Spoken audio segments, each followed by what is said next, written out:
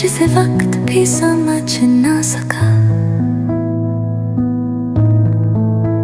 मौत के बाद भी ख्वाबों का सिलसिला चलता रहा,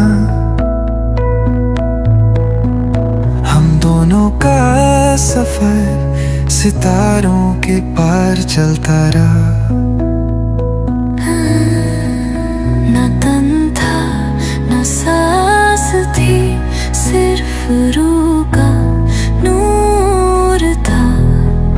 उस नूर में भी तेरा अक्स ही मशहूर था। हर तारा एक दास्तां था, हर लहर में जिक्र तेरा।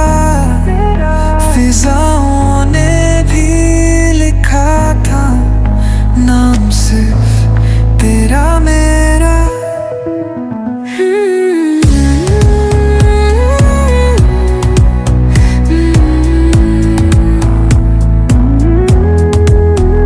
क्या ये जन्नत थी या सिर्फ है एक ख्वाब, जहाँ वक्त रुक गया और हम सिर्फ रूह बन गए।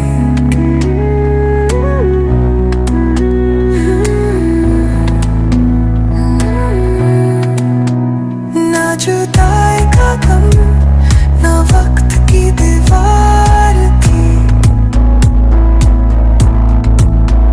बस खला में मोहब्बत की एक पुकार थी।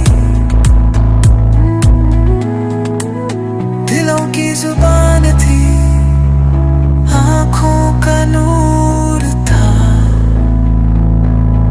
वो लम्हा एक दास्तां और हम उसका शुरूर था।